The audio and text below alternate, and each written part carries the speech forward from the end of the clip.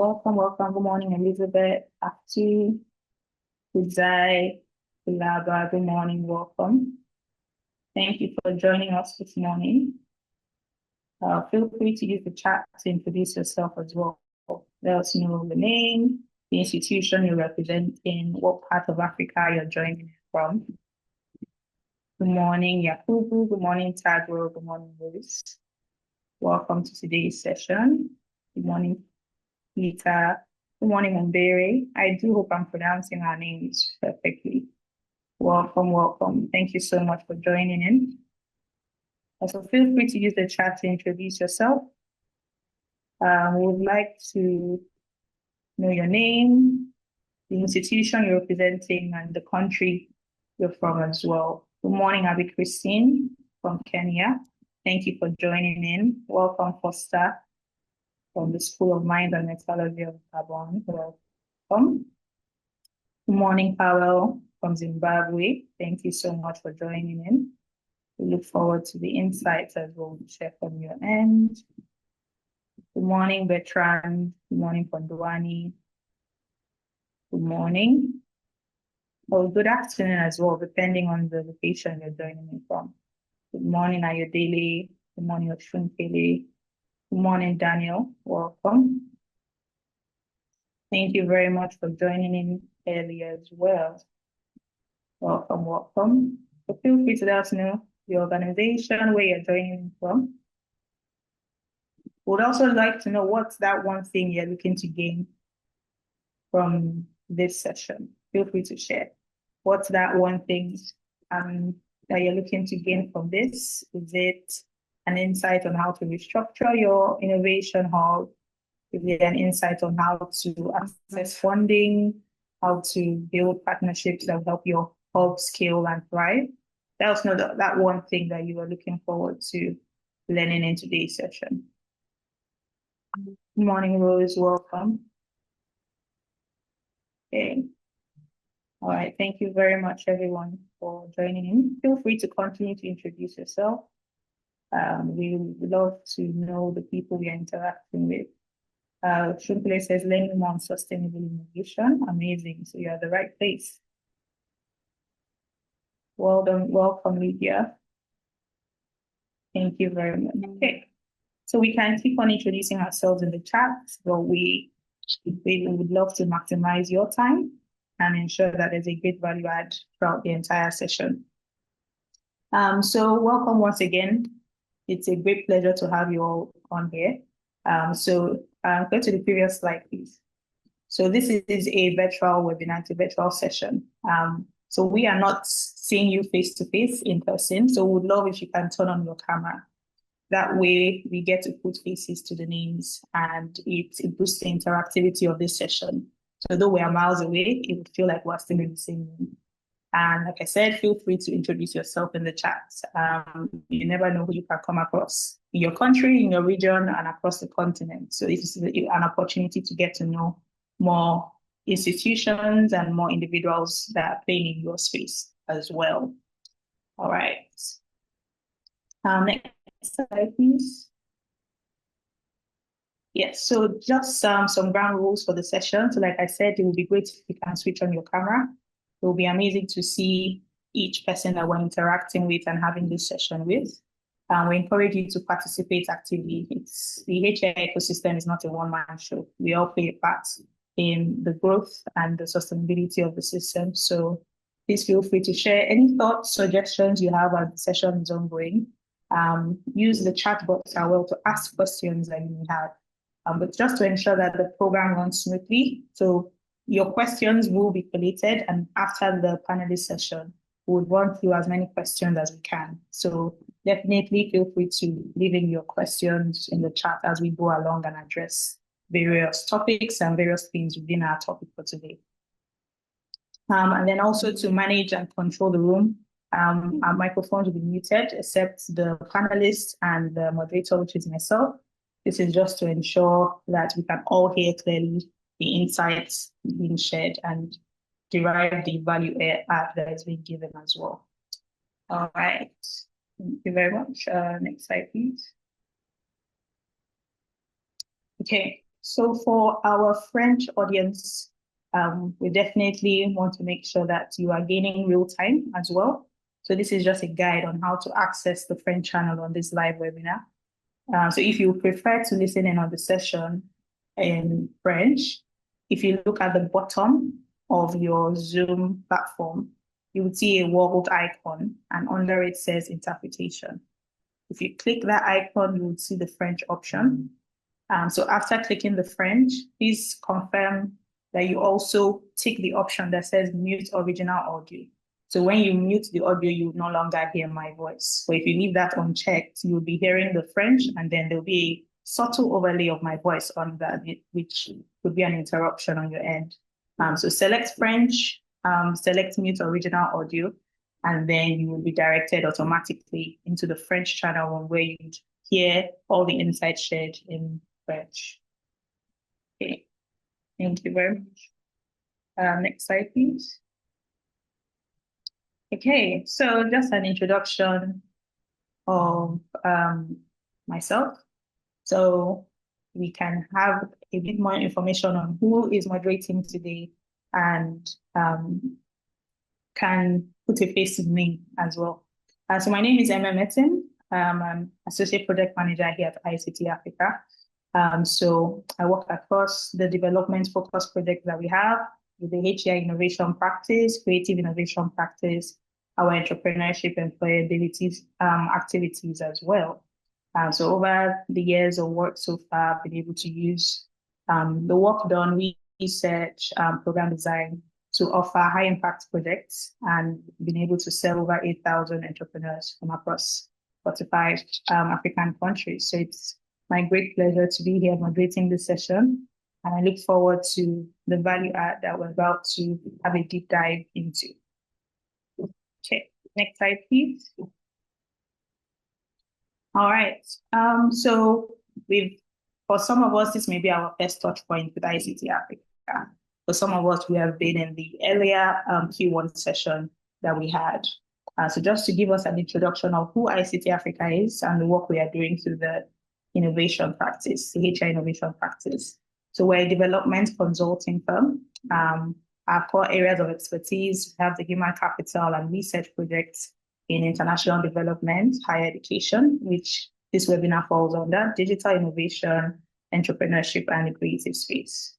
So we've been operating for over 12 years. We've been able to train over 8,000 people, 70% of this being women. In addition to training and business development, we've also offered funding to entrepreneurs to help them scale and grow their businesses.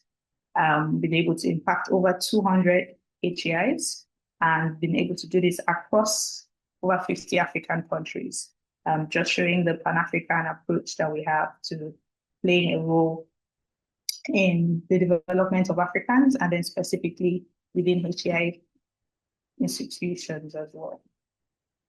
Okay, next slide, please. All right, so specifically going into the HEI innovation practice. So where are we, what do we do? What's our focus areas? So listed on the screen right now are some of the activities, work streams that we deploy through the HEI innovation practice.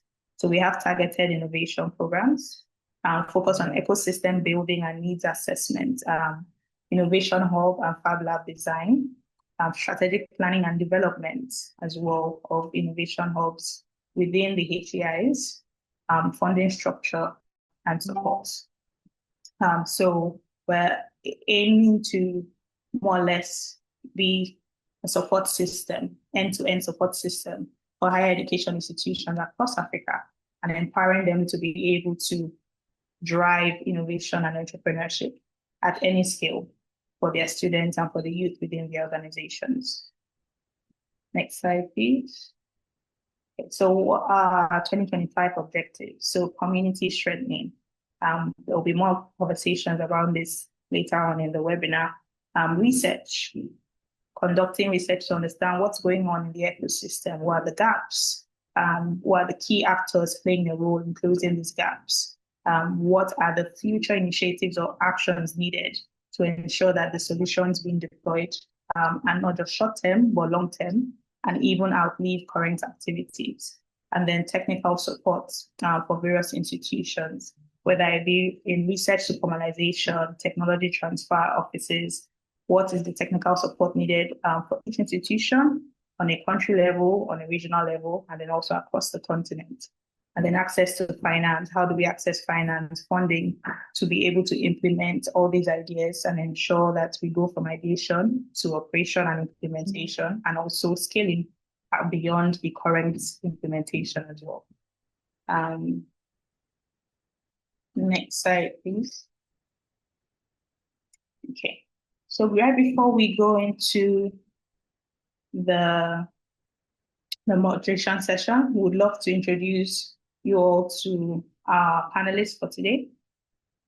So we have amazing panelists with a breadth of experience within the HEI ecosystem, and we would be introducing them to you right away.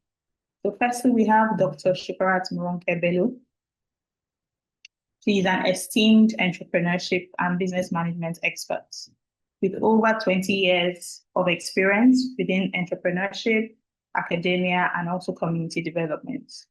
She holds a PhD in management studies from the Usmanu Danfodiyo University, Sokoto, Nigeria, and she has contributed extensively to the field of entrepreneurship, of innovation, of business support across Africa and across Nigeria within the areas of agribusiness, gender issues, human resource management, and Islamic finance as well.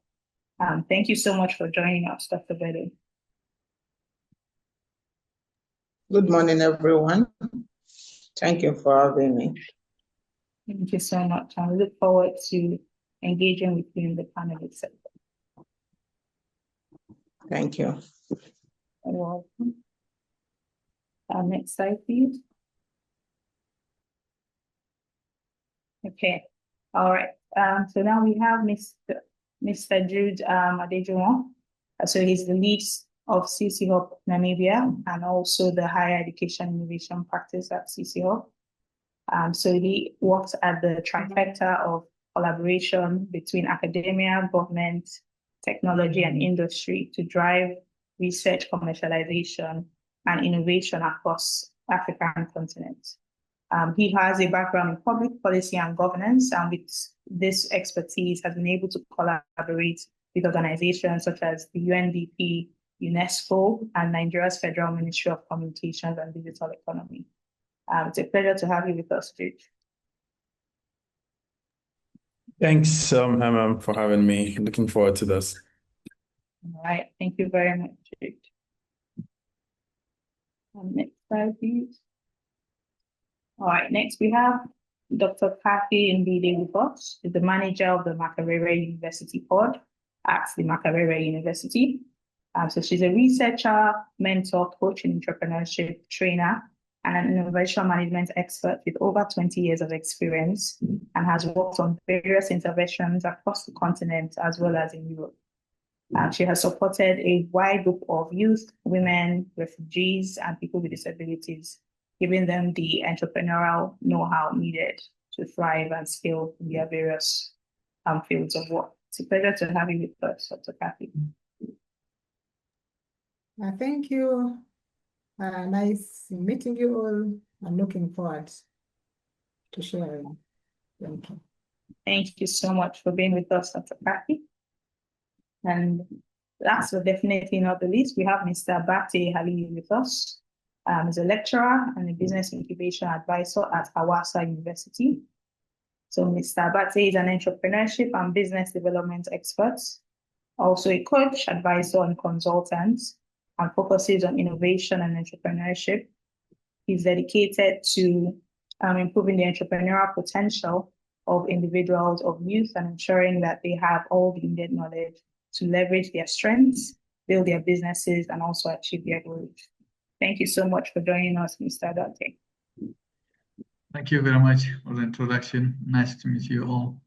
Thank you. Thank you. Okay. All right. Thank you very much for joining in, everyone. So we'll be going towards into the panel session now. Just before we go in, just reiterating a few points. As we go through the session, please feel free to use the chat box to share your comments, your reactions. What's that one thing that I said that strikes a chord with you? Please feel free to share. One thing that you feel will be valuable in your own institution, please feel free to share. If you have questions as well, feel free to leave your questions in English and in French in the chat room. The team is currently collating all the questions as they're coming, and once we go through the panelist session, we'll address as many questions as possible. Okay. Before we go in, just want to confirm that we can hear me clearly.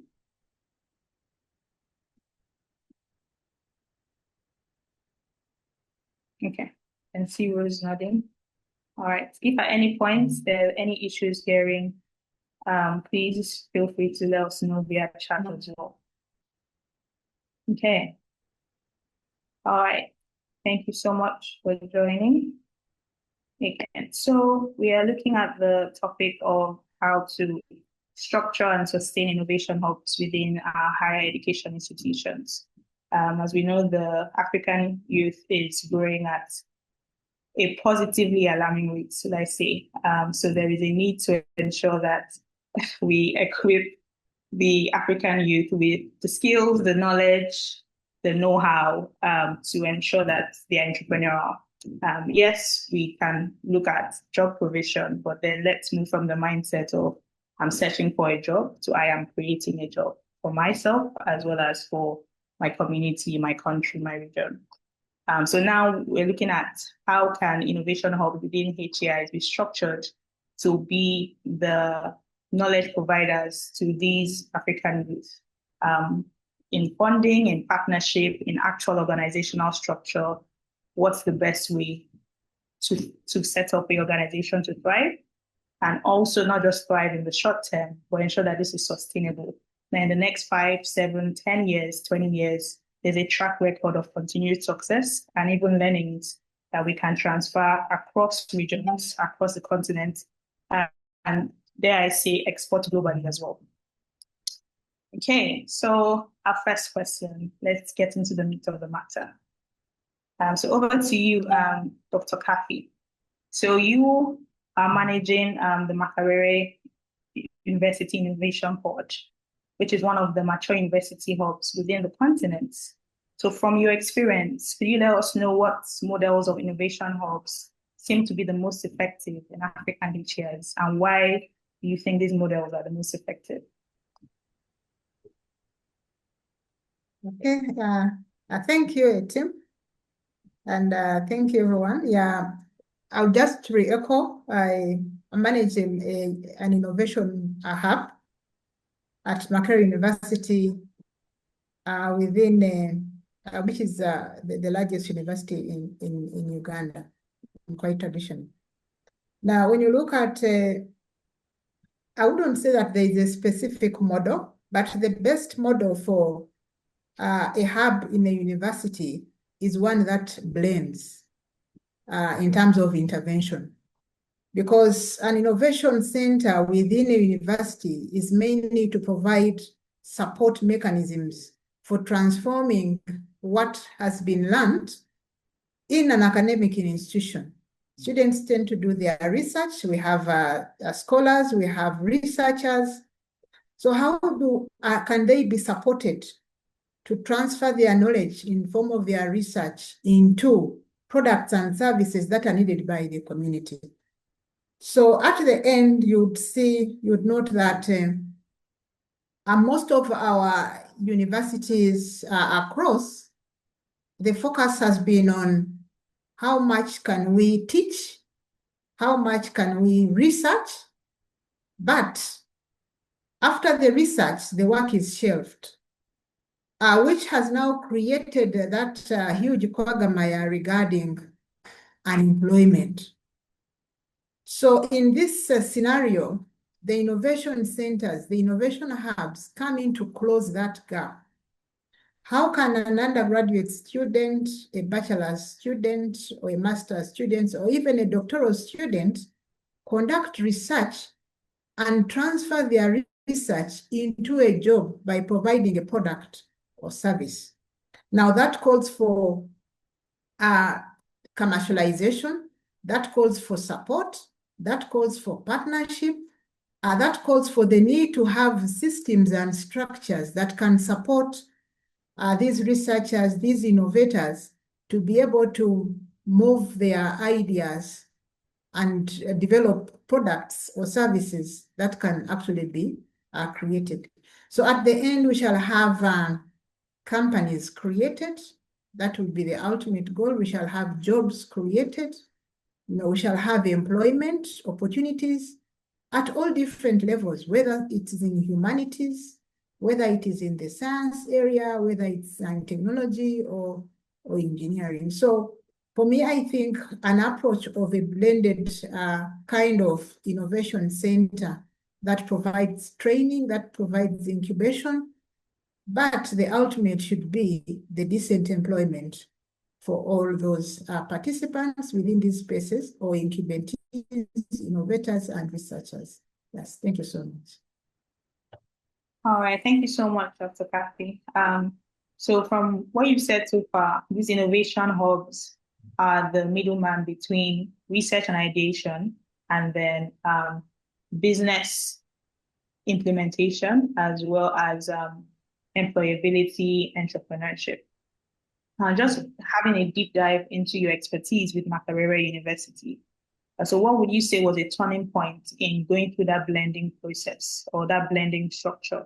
What was that one thing that made a difference within the innovation hub? Was it, okay, within the humanities sector, for example, was it attaching a training bootcamp to a lecture session that is being done? So they have the theoretical, and then they come into the innovation hub and go through a bootcamp series of, oh, we've learned this in our lectures. Now let's have the practical element of taking this idea to a product, to a service that we can actually utilize within our institution and our country.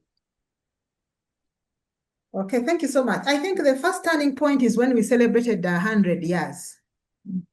And it was one of the milestones that the Vice Chancellor set up this innovation hub. Now, after setting it up, we actually got support from UNDP that gave us machinery and equipment. So that was also a very key milestone, that setting it up as a facility for the next strategic kind of intervention for the university.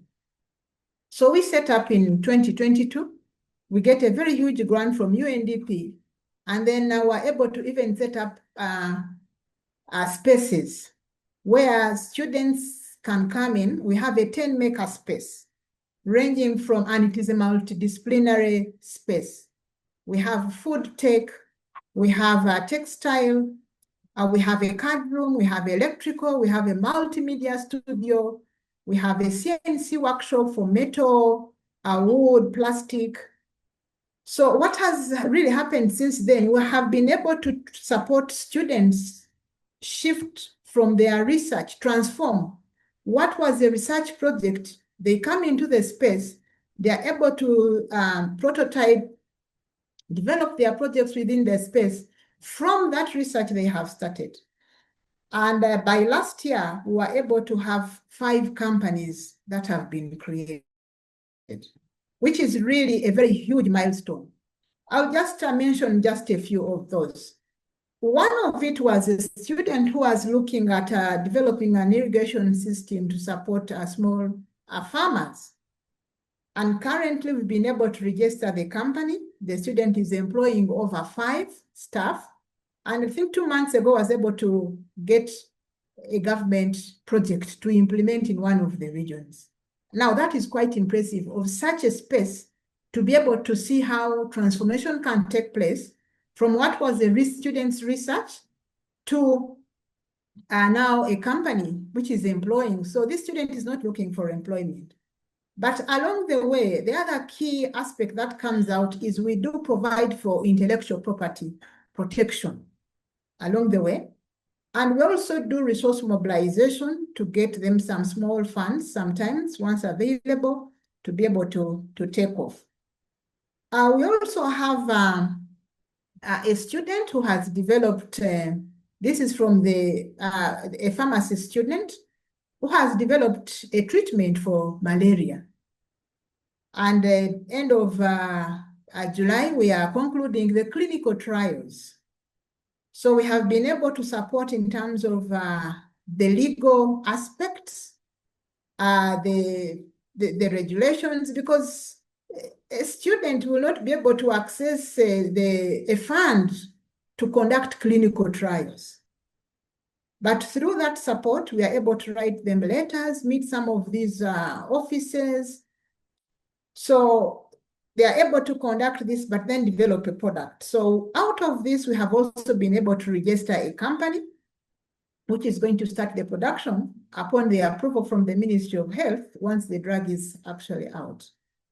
Then the other has also been able to retrofit, turn maybe what was, or build electric bikes, but using the same space. So it comes along with, do the young people, do these students, can they have spaces with machinery, with equipment, with consumables, with resources to enable them move to the next level, or maybe see their dreams come true.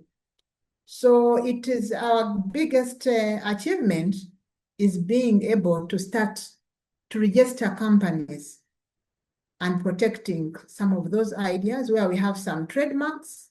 We have been able to have some patents along the way, not yet concluded, and maybe some copyrights are registered. Yeah, thank you so much. All right, thank you so much, Dr. Cathy, for sharing. It's amazing hearing of the testimonials of the companies that have been birthed from the Innovation Hub. So saying a massive well done to you and your team. That's no easy. Thank you so much for sharing. Okay, Dr. Bello, so would like to hear your insights. So we'd like to find out from your expertise in innovation, research, and teaching, what would you say is the biggest challenge that Nigerian HEIs have in embedding innovation into the academic fabric of the institution? And how have you approached that clash within the Bayero University as well? Wow, thank you. Obviously, there must be challenges, but seeing how to overcome them. I think for me, the biggest challenge has been the policy. The policy and legal frameworks do not speak to each other. For example, at national level, the policies are for, governments are looking forward to creating employment. And, in an academic institution, we have a slogan, okay? You publish or perish. Now, public or perish does not align to incubation and enterprise generation. So which limits some of the resources. So what we have done is to come up with some policies that would work for us. I just want to share a common policy where we have a fees policy and we are not supposed to get, say, students to pay for these services. So in that scenario, if they developed a product within the space, so then what happens? When you look at the existing research policies, they favor you into getting a grant. Now, in the innovation space, you have a student who is actually starting a company. The next question is, who owns the company? Is it the university? Who owns the patent? Is it the university? So with such clashes, we have tried to review some of the policies and also develop policies that are now favorable, though the process is still ongoing, to be able to develop some of the policies that can work. Thank you so much. All right, thank you so much for sharing that insight, Dr. Cathy.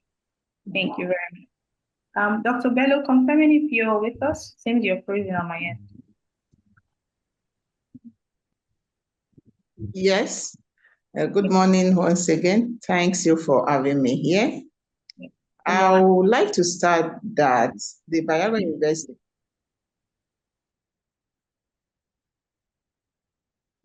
Hi, Dr. Bello, can you hear me? The Bayero University Innovation Hub is understand that the entrepreneurship center. Hello. Okay, hi, Dr. Bello. It seems we are having a lag with your network. Hello, Hi, Dr. Bello, we can hear you. Do you mind? okay, you can. Yes. Do you mind rejoining with your network, and then we'll circle back to addressing your question? Okay, but can you hear me at the moment? We can hear you, but it's shaky, cuts in and out. Okay. So let me get an alternative network. Looks like it's stable. All right. All right. Thank you very much. We'll circle back to your question. All right. Thank you. Okay. So while we do wait for Dr. Bello to come back in. So over to you, Jude. So we'd like to know from your perspective, especially from a Pan-African view, what would you say has been the funding and revenue models that have actually worked in sustaining innovation hubs beyond the short term and beyond the pilot or the donor phase? Please feel free to share stories with us. We like to hear the stories because they remind us of what's possible. Over to you. Okay, thank you very much, Emem. And it's a pleasure to be here. That's a very tough question, Emem. If you hear Dr. Cathy, she mentioned that, and I really like the work that you guys are doing at Makerere. I still spoke to one of your colleagues yesterday.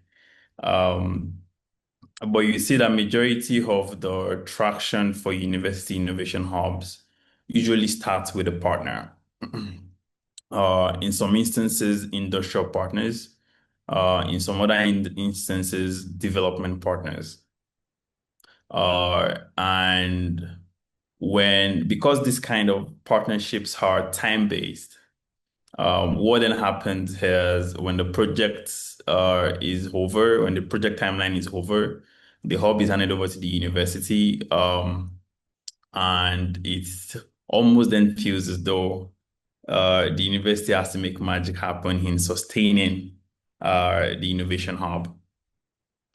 The number of models that I believe work, that I've also seen work, and I've also recommended to, especially for private universities where a lot of the funding don't even come from development partners, but from industrial partners that they have. And I'll go through maybe about two of them.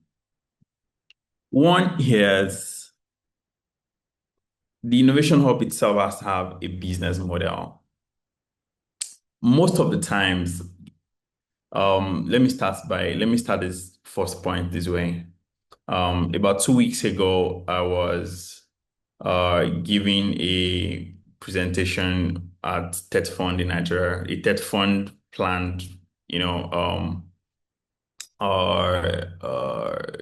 capacity building workshop for universities. And one of the questions in terms of the baseline was, how are you under-resourced as a university or when it comes to funding? And majority of the answers were that universities are under-resourced when it comes to innovation hubs. And I then made the point that one, we think about resourcing for innovation from a funding perspective, and by funding I mean a money perspective. But money is not the only resource available to universities. Africa, and I've gone quite well around a number of universities on the continent. African universities usually have a lot of land, for example. A lot. University of Ilorin in Nigeria is about 7,000 square kilometers, and I'm sure I'm probably getting it wrong. And whether that land is a resource in the view of the leadership of University of Ilorin or any other university that has this bulk of land is usually a point of perspective. That's number one. Another example here is universities are usually in the center of or maybe in some instances central business districts.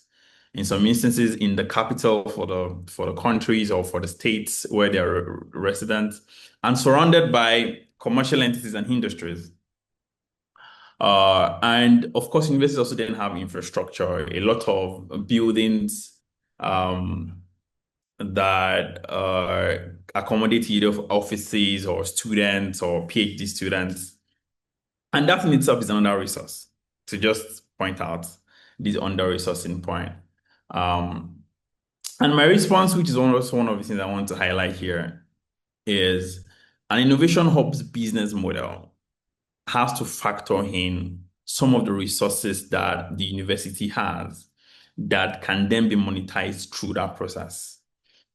A very typical example is the AUST Innovation Hub that we supported. The AUST is the African University of Science and Technology that we supported in the Federal Capital Territory, Nigeria. And for context, the AUST was funded, the Nelson Mandela Institution. I think there are about 5 of them on the continent. And they got some funding from the African Union. And then, basically the context of what we're talking about here as well, the funding for that university stopped, and it was then the responsibility of the university to move forward and figure out some funding. Of course, they had some funding for that. So they engaged us. We set up the Innovation Hub. But much more importantly is before we left, we then said, let's work together with you to develop a business model for this university, for this Innovation Hub. Now, if anybody's familiar with Federal Capital Territory and where HEIs is, it's surrounded by young people who are looking for office spaces, who are looking for co-working arrangements, who are looking for an avenue to, get some mentorship as well. So even though the university's Innovation Hub is targeted to the students, AUST Inspire actually has service offerings that go to startups or businesses within the area who need this kind of offerings and services. And they generate income from this that then goes into sustaining the Innovation Hub. So the very first almost short-term immediate answer to this question of funding is, I think universities on the continent need to really look at what resources do we have that we can leverage within the Innovation Hub itself and the services that are offered within the Innovation Hub that other people outside of the university can already benefit from and can pay for. The irony, which to close this particular point, if I move on to the next one, is this irony that I usually try to spotlight. We want our students to be entrepreneurial. But we ourselves as universities, if I put us together now, also have to be entrepreneurial. An entrepreneur will look at what resources do I have, what opportunity exists, and how can I leverage these opportunities based on the resources that I have to generate value and then get some value exchange as well. So usually my first point of call is to point out these perspective on resources and the need for universities to have some entrepreneurial spirit and act accordingly as though the university itself is an enterprise that is looking to create value within the university. That's the first point. Second point is something I usually try to spotlight every now and then, especially when it comes to innovation hubs. The role of a university as an entrepreneurial institution in terms of, let's not just support students to get knowledge and certificates so that they can graduate and go and work in industry. But then also now saying we now have a role to ensure that we are supporting industries outside. I'm sure there's the convention around industry academia linkages that we're all familiar with. But also to support the students themselves to be entrepreneurial. Really kicked off as a non-traditional role for the universities. This is not what usually university, or let me say in the design of what a university is, until very, very recently, starting with the Bayero Act in the US, where universities then had the ability to be able to commercialize the knowledge that was produced from research within the universities. To be able to capture this value, you then have what you call intellectual property policies that universities already have and engage in. I can guarantee you today that, or maybe let me not say it this way. Majority of universities are leaving money or funding on the table based on the kind of research and the kind of innovations coming out of their universities. So you see these students or this student team that has been a part of an innovation program or an incubation program, maybe funded by a development partner or an industrial partner or not. They've developed this beautiful innovation, right? And they are now going out there to get customers. And the only credit that the university gets is this is our alumni and they came out from our innovation program. That's not being entrepreneurial, or that's not ideal. Let me put it that way. The intellectual property policy for the university should, as a matter of fact, have an ownership to whether it's intellectual property or whether it's royalties or whether it's a form of ownership of equity in the innovations that come out of the universities. Because the resources that students or researchers benefit from in developing that innovation, right, is a function of everything that the university has, the co-working arrangements, the mentorship, the programming, and one of the things I see over and over again is that there is a lax attitude from universities in order to push this. I mean, this can also be a function of the intellectual property environment within the continent and how, whether it's a function of the intellectual property regime when it comes to the judicial system is weak or not weak, strong or not strong, and that then shapes the perspective of universities when it comes to having an ownership, a stake in the innovations commercialized from the universities, from researchers or from student innovators. And I think that this is a very, very important source of sustainability or funding that required by universities to be able to fund these kind of innovations going forward. So those would be the two major points that I think universities can already start to think about. One in the immediate, and one over the long term. Long term because, of course, when you support innovation, you don't expect that, except it's very, very 0 to 1. You get into the market, you get customers immediately, and you're not getting royalties. Let me conclude this point by saying Harvard University has an endowment fund of $55 billion. I mean, this is the richest university in the world, right? And it's endowments from previous alumni who have been there, families who are investing with them. But a sizable fraction of that, fund is also royalties that they get from innovations that they've supported, and that companies like Apple, Samsung, Nvidia even are using to power their technologies. And because those companies sell and make sales and make money, they then get royalties on a yearly basis that goes into funding the next wave of innovation. And I think that our universities really need to get to that point where we're pushing these kind of things forward as well. Thank you very much for the time to share this. Thank you so much, Jude, for sharing. I really appreciate the approach on a short-term basis as well as a long-term, so we can hit the ground running with immediate actions while we simultaneously plan towards sustainable initiatives in the future. Mr. Kim, please, if you do have questions, feel free to put them in the chat box as well. Thank you very much. Okay, Dr. Bello, so over to you. Would like to know from your range of experience with research, innovation, and teaching at Bayero University, Kano, what has been that major challenge in the merge between innovation and the academic element of Nigerian HEIs? Would also love it if you could also share some indicators of success within your institution as well. Hi, Dr. Bello, can you hear me? Hello, can you hear me now? Yes, I can hear you. Hello? Hello, yes, we can hear you. Sure. Thank you.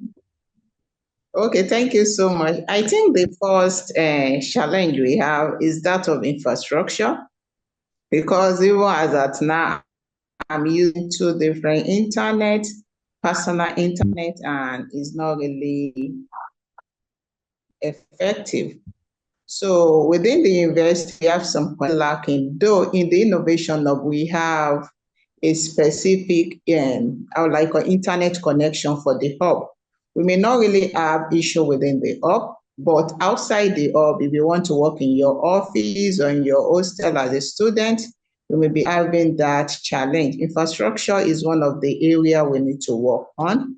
And I would like to say that Bayero University Innovation Hub is not too old, we are new.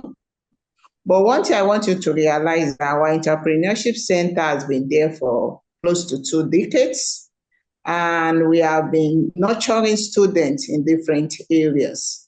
And that's one of the reasons that the first innovation hub, I'll call it the first innovation hub under the entrepreneurship center, was a partnership with Back of Industry, the university, and a corporate organization, a private sector that manages the hub at the inception.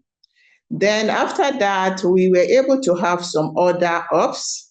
Notably is the hub for agriculture, because we are in dry land and we have a center, a World Bank center within the university, Center for Dryland Agriculture, that does so many researches on agriculture. And one thing we realize that how do we do this research output? How we leave it on our shelves, on the library, within the society. So that center has its dedicated hub now that they call Regional Agriculture Innovation Hub.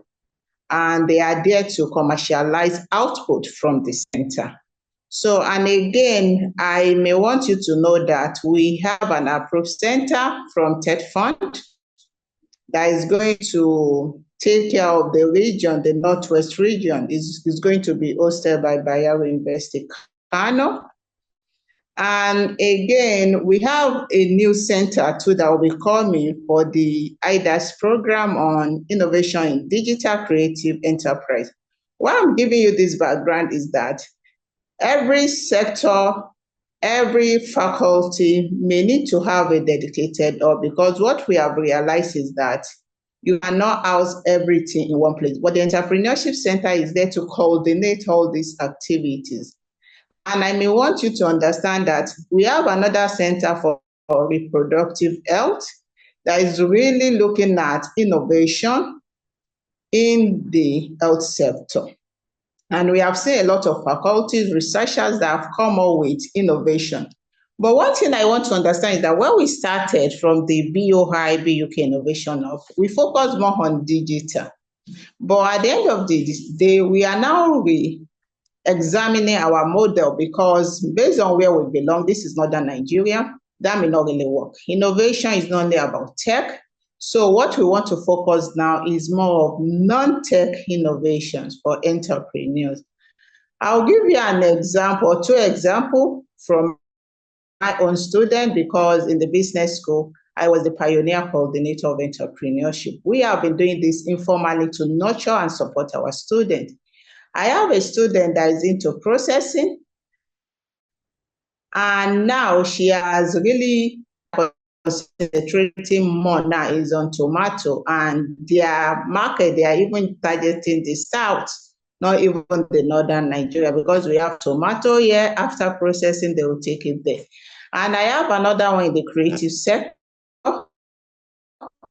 She's a fashion designer. She has identified some areas that we are really lacking in the northern Nigeria, and now we need is funding, because we have a lot to do.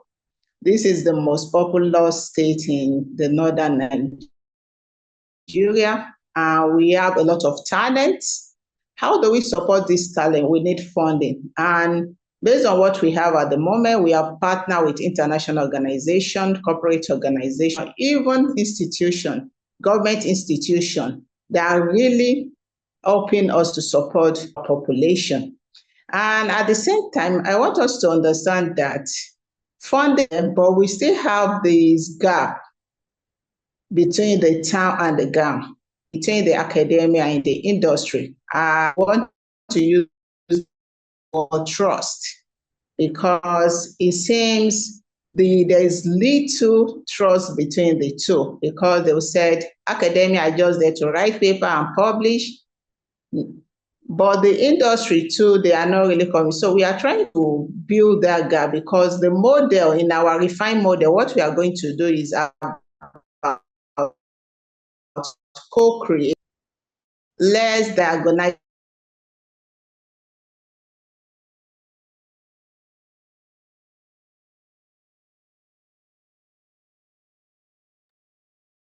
Hello, Dr. Bello. I think we lost you.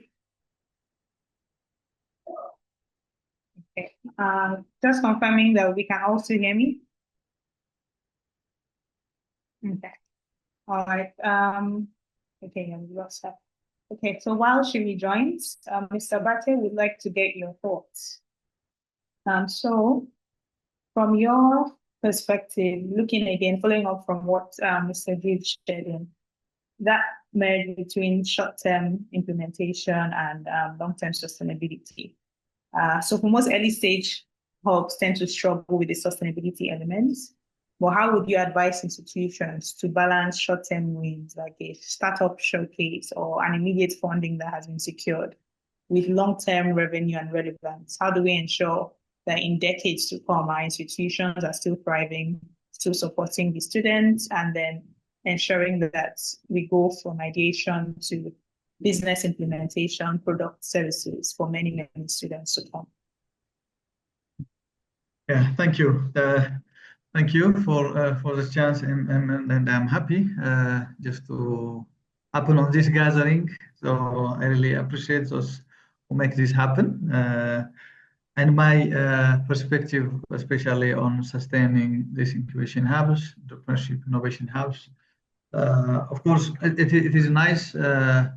Usually, they start small. We start small. At early stage, we more focused on some trainings, prototype product developments. But all these things are good from the perspective of course, engaging relevant stakeholder, attract talents, and of course, validate the hub itself. But after all this process, there should be a kind of smooth transition where those success stories can be created, and those universities who host this incubation center can efficiently also engage external stakeholders. Most of the experience from the universities around my area, usually incubation centers, innovation hubs, they start on the early stage, which highly dependent on government and donor funding. Usually they lack some kind of business model. So just to make balance between this early stage activities and then the later stage, that's where there are significant revenues generated, job created. So there is a need just to shift the key performance indicator itself. Maybe at early stage, creating some kind of entrepreneurial culture, some kind of success stories, and engaging the academic staff and students would be nice. But the overall success story or success measurements should be how much revenue is really generated from all this process, how much job is created, not simply a job, but a decent job. So on this transition, one thing that helps is just to refine the business model itself. Maybe what we recently tried and show some kind of positive results is changing the model to this success sharing the business model. A significant amount of resource is invested. Those technology and hard structures are utilized by startups or academic staff who is engaged in certain kind of technology transfer. But at the end of the day, they also have an obligation just to pay back for the resources. So they do have that kind of commitment. So the university also mobilize all its resources, whether it is human or infrastructure kind of resources. So this kind of transition from this ongoing funding and the donor-dependent kind of model, this incubation or technology hubs, to a success sharing or sometimes rental model also can help, at least just to sustain the incubation floors management. So it is nice just to have that kind of the business model improvement for the incubation center itself. In the process, of course, there is also strategic documents should be in place. I learned it's also the same in your experiences in other countries too, in African countries too. It is not yet an integral part of the university system. Somehow it operates, incubation center, for example, in our case, it operates for the last, now it becomes a decade, but still it is as side projects, as a center that has not dedicated kind of resource from the other integral part of the university. It is yet recently we conduct a national level document preparation, a guideline preparation, just to have these centers as a part of or integral part of the university system. So where they can access resources to. So such kind of structural changes, documentations, and resource development, of course, most of the incubation facilities, innovation hubs, especially in the university, they utilize a resource that's already dedicated for academic researches and the teaching and learning process. So there is a need just to establish a dedicated facility. Of course, there are some, but in terms of having a dedicated resource that enable at least some sectors just to up to production of goods and service, we do have that limitation. So we do have a recent attempts of some Ethiopian universities, first generation universities, and there was a think tank forum which works towards the establishment of science and technology park, at least at a cluster level, at the southern and the northern cluster. So universities around a certain cluster come up and just to develop a resource center and as a technology park, those have fulfilled necessary materials. So such facilities will help just to give a dedicated service where we can also then count and just to have some kind of equity and other kind of forms of payback for the sustainability of the center. So I recommend just to promote our key performance indicators, not just to have simply a prototype, a minimum value product, rather just to sell some kind of real products for the real market. Not only government or donor funding, integration of local investors or industry financing and collaboration. It is also another just to sustain our incubation or technology hubs. Yeah, thank you. Thank you very much, Mr. Abate, for that detailed roadmap that you've laid down for all the institutions as well. Particularly, I like the fact that from every conversation, we can see some synergy in terms of the solutions that are needed across the continent. So whether it be the institutions themselves being entrepreneurial, having a business model, assessing the resources you do have. Locally, what do we have in terms of whether it be land resource, local investors, and then how do we actually measure success? What are the KPIs? So how do we know that we're still successful in 3 years? How do we know that the businesses we've supported are actually sustainable businesses?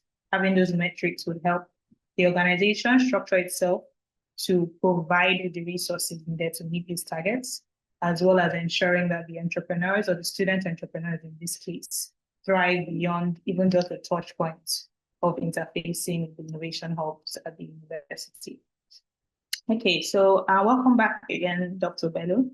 So we'll be going into the final round of our questions. So just because of time, I mean, I'm listening to all our insights and I'm like, gosh, we could spend 24 hours with just each panelist, not to talk of having all four of you sharing your insights with us at once, but just to maximize our time before we go into questions. So for this next set of questions, if we can keep it within 2 minutes, that would be great, so that we can run through all the questions and then also address the specific questions the audience has as well, and we can provide more context during the Q&A session.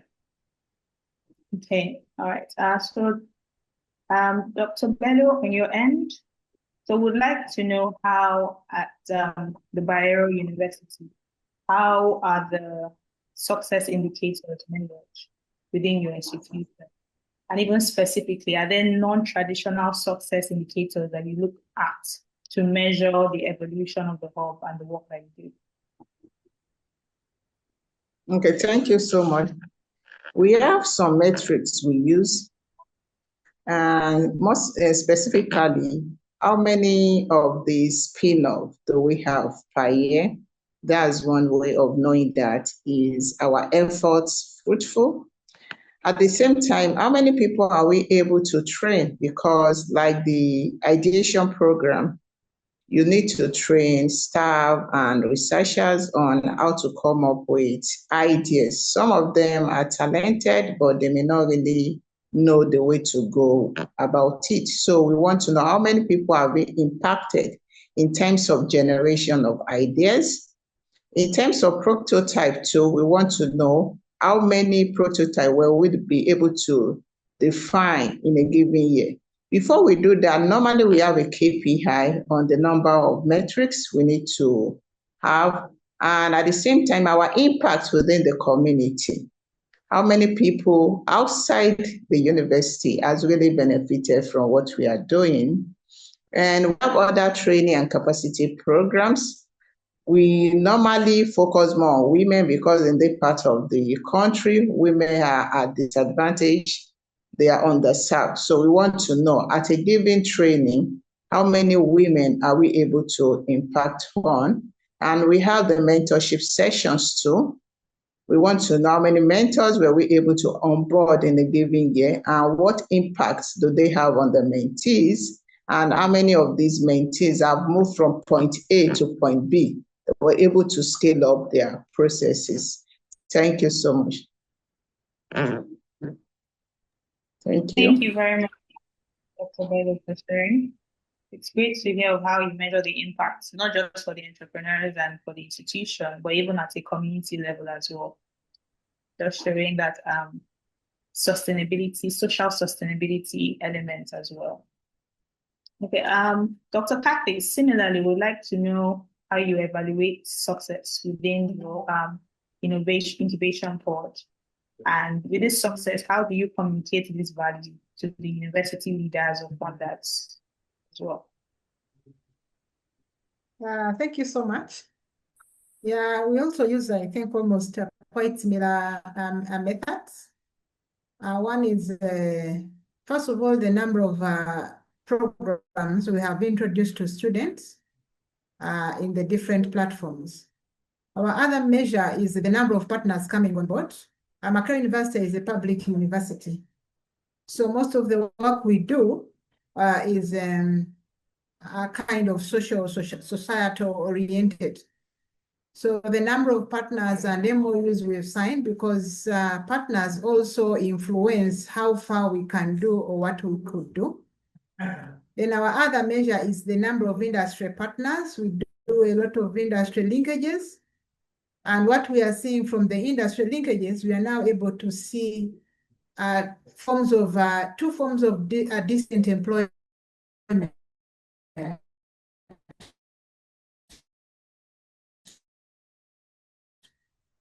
Now, this who have industry to actually develop products for the industry. So it's creating employment. How many students have we been able to channel from a specific industry. So that could give us around 3 metrics just within one kind of engagement for the industry engagement. Then the number of intellectual properties that we have been able, or assets we've been able to obtain over a period of time. That is also one of our key aspects. Then funds raised to do what we can do. And now one other interesting thing is we are learning to how can we actually look at some of those that we have supported as a source of income to reinvest in the university. Then lastly, are the enterprises we have created. Very, very key. But creation now means not just ideas, but a company registered with the authorities and meets all the requirements and standards legally. Yeah. Thank you so much. Thank you very much, Dr. Cathy, for sharing that breakdown. Okay, so Mr. Jude, we'd like to know from your end the best way to leverage external partnerships.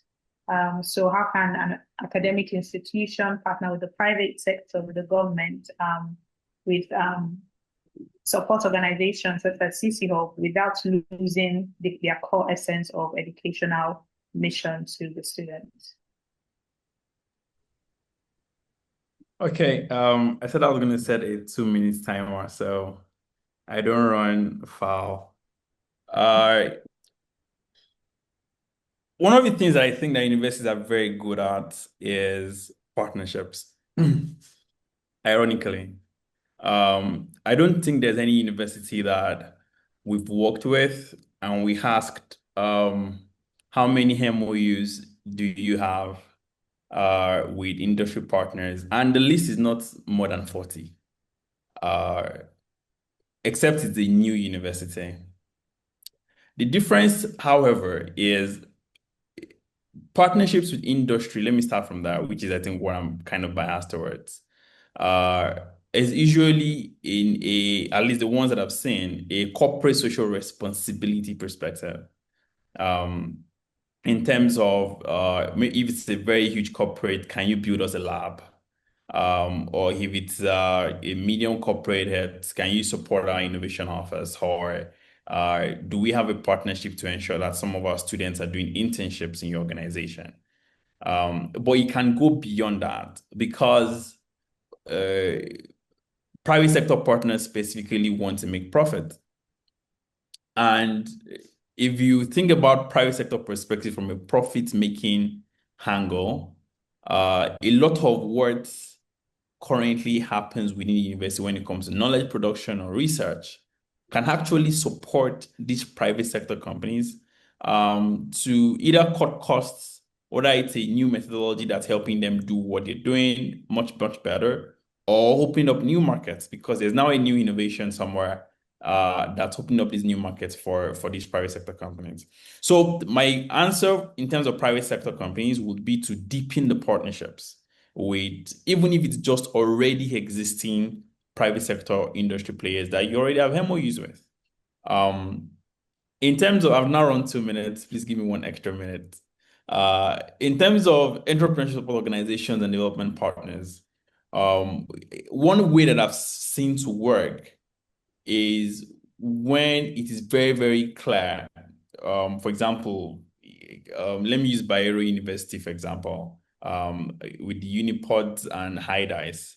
It was very clear the value that Bayero University would bring to the objectives of those programs compared to probably any other university in the northwestern region.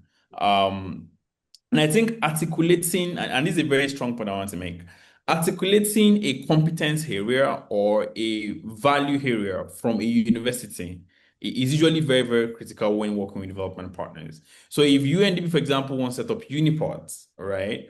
The number of criteria that they have in saying this is the kind of university that we're looking to work with. And if any university is able to say, this is exactly what we have, this is what our student base looks like, this is what our research competence area looks like, and it is already well articulated, then it really becomes easy to work with these kind of development partners. And again, it goes back to the point I made earlier that entrepreneurial universities, or our universities have to become entrepreneurial universities in terms of articulating what value proposition they are bringing to the table. For organizations like CcHUB, and I imagine for you guys at HEICity, it's usually a question of support. We want support as much as possible, whether it's in technical competence or whether it's in capacity building or whether it's in supporting innovation programming as well. Our doors are always open. Thank you. All right, thank you very much, Jude, for sharing. We really appreciate the insights you've shared. And we also look forward to a stronger ecosystem, even as people connect beyond this webinar as well. Okay, let's also stay tuned for how we can also connect as well. Okay, so Mr. Abate, from your end, we'd like to know, yes, we're speaking about the work the institutions do and how to best structure for sustainability. But what roles would you say students and faculty have in actually sustaining innovation hubs? How do we move beyond token participation and actually getting these two parties to have skin in the game?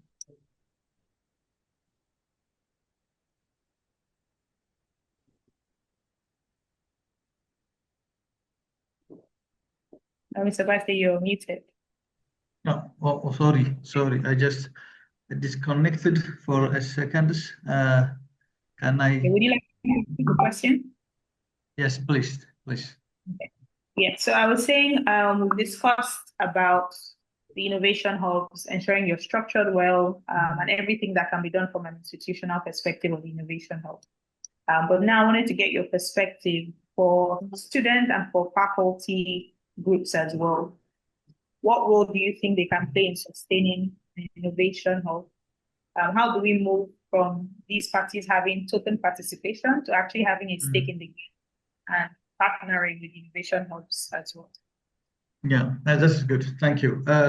So yeah, students and faculty, they have to play a dual role, of course, both on the internal ecosystem, just making it happen, creating an entrepreneurial university, creating that entrepreneurial mindset among the students, among the academic community. That is the first thing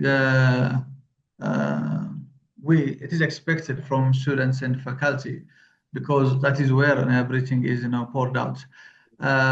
Especially the academic staffs or faculty, they are support just to connect to different sectors outside the university to the industry. So they do have a lot of researchers. In our case, we usually have academic staff as a coach and a mentor. Of course, not only from academic staff, but also we have from industry. Sometimes that is a good success story also. But academic staffs are the wheel just to connect to the resource outside the university. There is this silo thinking in the university, at least in our area. University act as some entity that has most of the time weak connection to the nearby industry or government partners. Even in the municipalities, there are resources, land, access to finance that's simply available for SMEs, not only for innovative startups that have a huge potential. So there is that kind of silo in the universities. So it is academic staff that can bridge these gaps. And of course, the hubs, the centers must map, intentionally the actors outside the university who have all those resources. For example, in our case, what changes our process is somehow previously we tried to do everything by ourselves in the university, for example, in providing training and coaching. But there is an industry expertise. There are dedicated office who are working on this kind of activities. So it is nice just to engage academic staff and students, especially just to connect with the respective industry. besides that, there should be culture change. So every academic staff, especially with the perspective of creating interpol university, there should be interpol instructors, lecturers, and those who make the process more easy and responsive. So in this process, the role the academic staff, the students can play is huge. So as an internal ecosystem, we also have that thinking of operating as a faculty, as a department level. Sometimes resources are there in one unit, but there is a challenge and a gap in other units. So engaging academic staff and students on the process, changing the culture in every steps of the incubation or the technology hub process. For example, you were asking before the activities. For example, in the early stage activity where training and kind of awareness creation, it is an activity that engage every community of the university or any higher education. Maybe in the second and the third stage where the pipeline becomes narrow, of course, at that point we have to deliberately target resources and staffs of the universities. So both internally, there is a role in playing and creating internal ecosystem that is responsive, and also externally they can also play a role just to connect with the resource and with a bigger interpol ecosystem around. Thank you very much. Thank you very much, Mr. Abate, for sharing those insights with us. This we have a buy-in into, okay, how can we get all stakeholders involved and everyone to benefit from the work that is being done. Okay, so because of our time, would love if anyone has any questions. I know some people have put in questions. Feel free to share questions you have within the chat as well. Thank you very much, Dr. Cathy, Mr. Jude, Dr. Bello, Mr. Abate. Thank you so much for the insight shared. Honestly, we could keep on at this for a couple more hours. So thank you so much for your time. Thank you for the value that you've given to us today. Thank you for the insights you shared from your institution, from a country perspective, regionally, across the continent, and even globally. Thank you so much. Okay, so we do have a few questions that a number of us have asked for contact information of the panelists, and that has been shared via the chat as well. So we'll wait for additional questions. Dr. Cathy, we have some questions specific to your institution. So just direct that to you. So regarding the innovation support that is offered at Makerere University. So we have two questions. So firstly, in terms of incubation, you incubate only university students or you're open to community members within the country?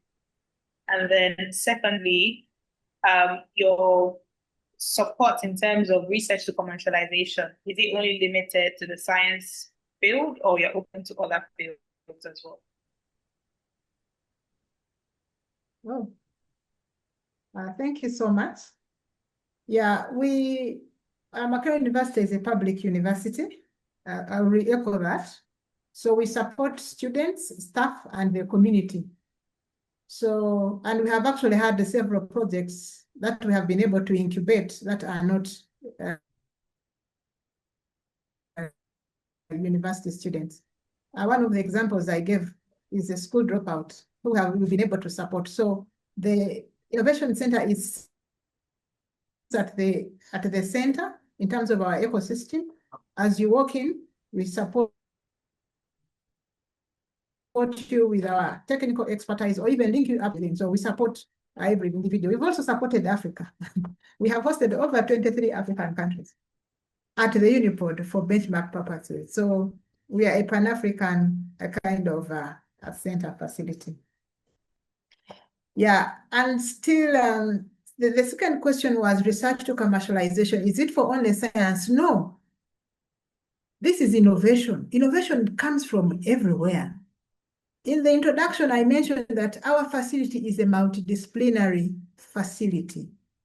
You'll find an artist in the space. You'll find an engineer in the space. You'll find someone from education, a social scientist. So for us, it is how to support you to rethink your ideas from research to commercialization. How do you turn around that research you're working on as a student from any discipline, whether you're a lawyer, to either create employment, self-employment, or we support you into formal employment and link you up, develop product services. You can innovate for an existing enterprise or company, or you can start your own in any of those areas. So that is how we streamline our support. So anyone, it's a multidisciplinary facility. Thank you so much.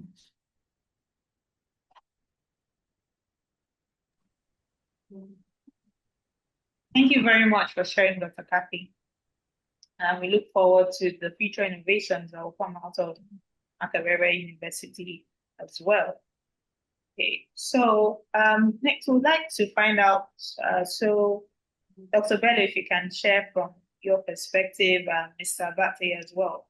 So yes, we have the focus on higher education institutions, but is it possible to offer this innovation support to private schools, or it's solely focused on the higher education level?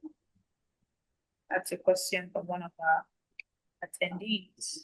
Okay, so thank you for that. For the BUK Innovation Hub, I talk about the regional hub for agriculture.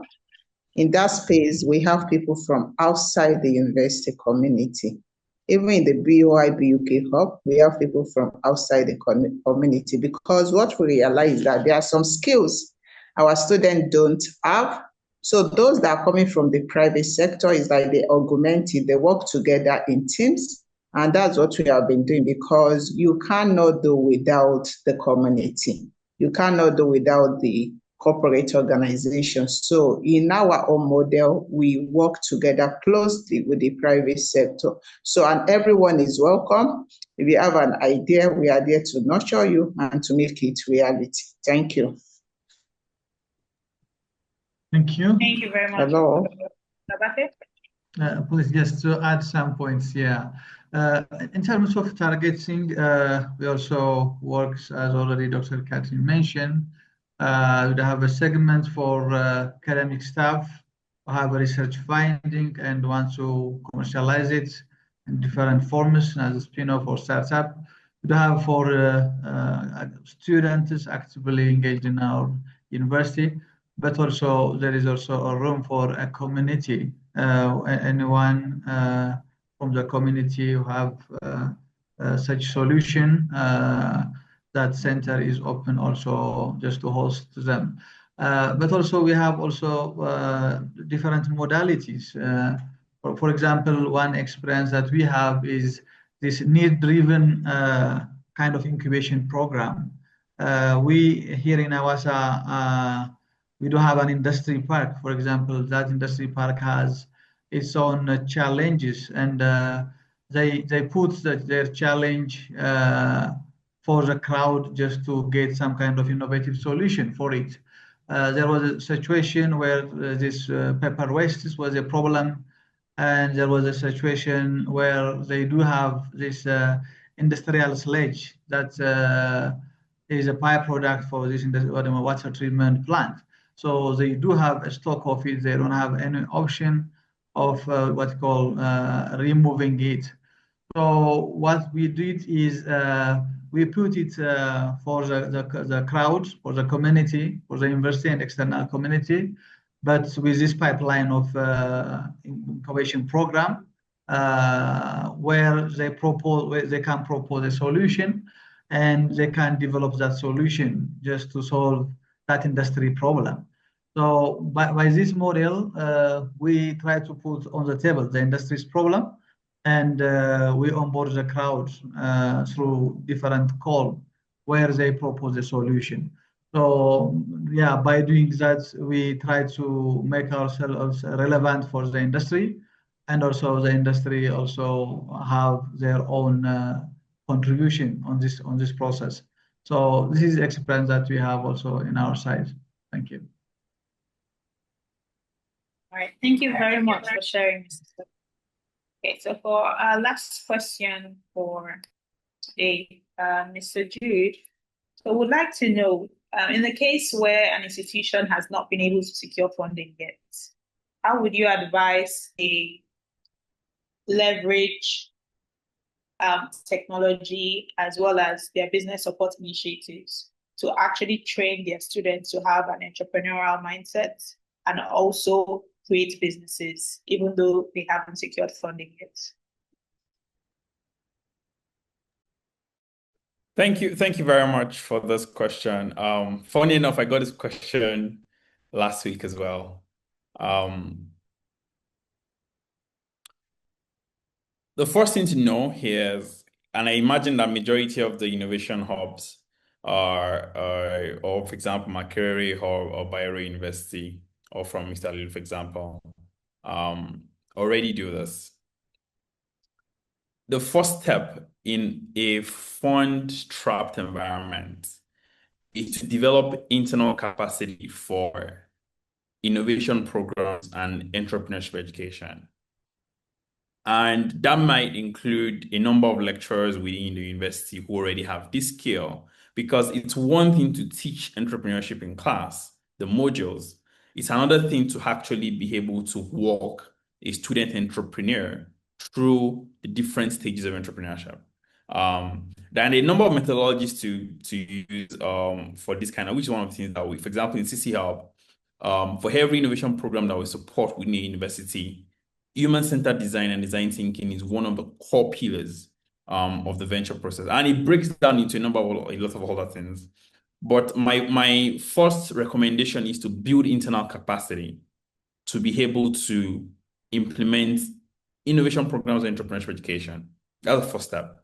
The second step is then to take that capacity that's been built internally to be able to organize very small pilot programs within your university. It could be within a faculty.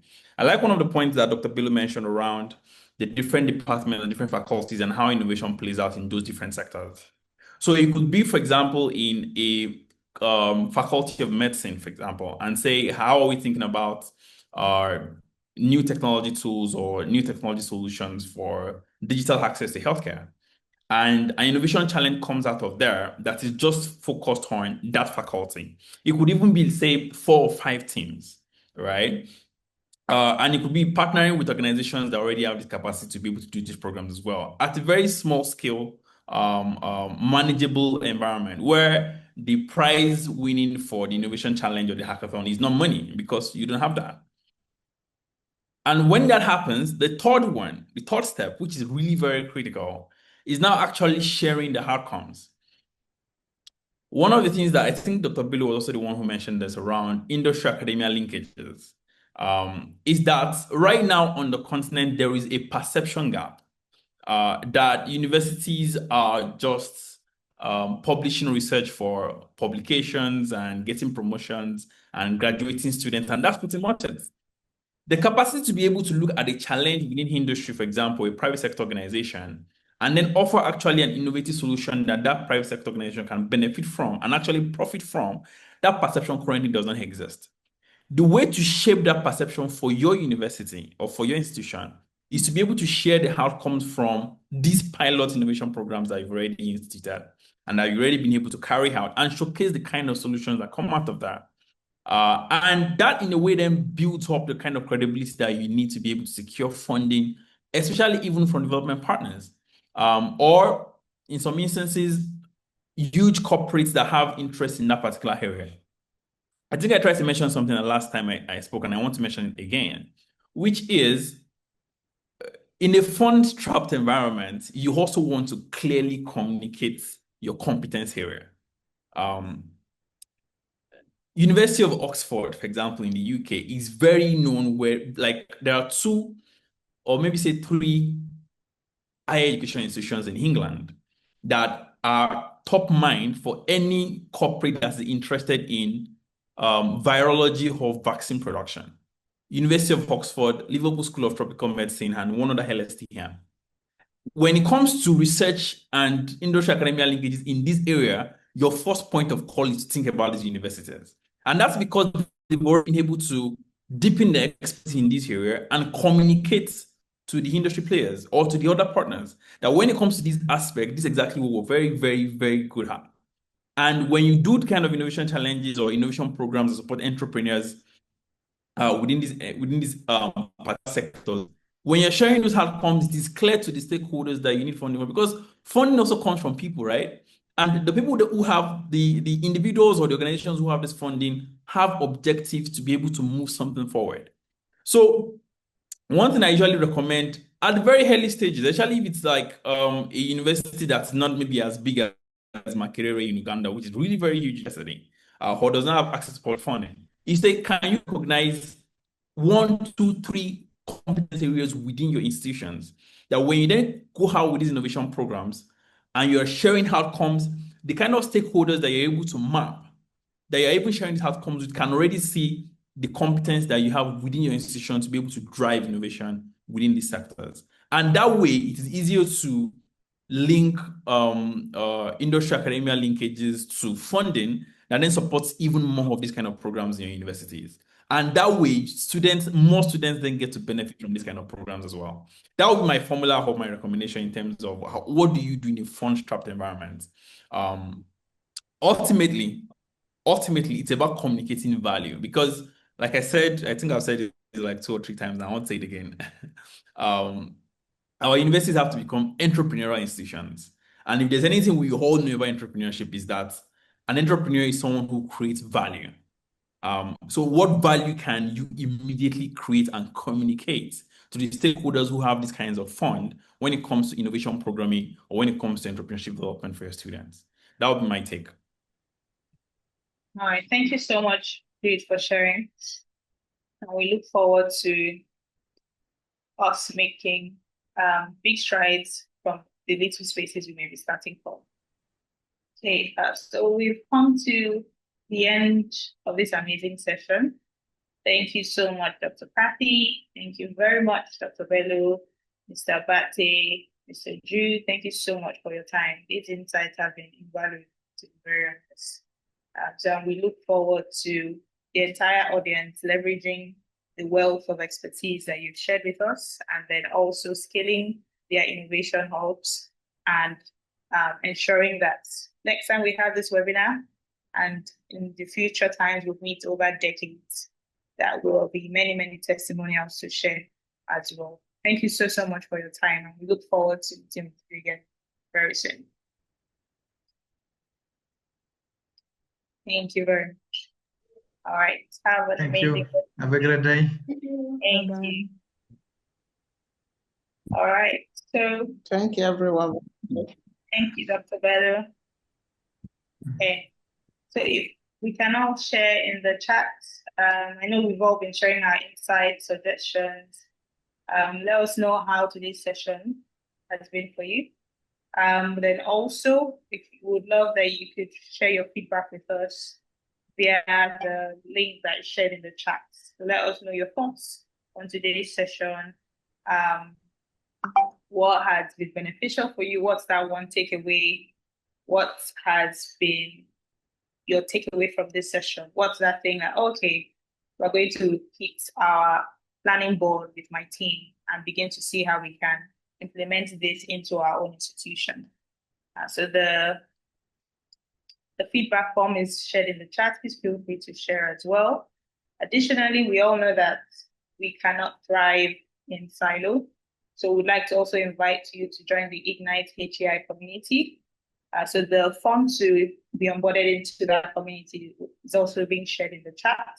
So let us know how you'd like to plug in. The purpose of this community is to ensure collaboration across the entire continent. So this is an opportunity to collaborate with other HEI players across the continent, knowledge transfer amongst various institutions. What may be a strength for you may be a weakness for another. So ensuring facilitating that knowledge transfer ourselves as well within the EyeCity HEI innovation practice, providing the support needed for various institutions, technical support, advisory support, as well as collaborating with our development partners to implement more programs, more webinars to provide support to HEI institutions across the entire continent. Okay.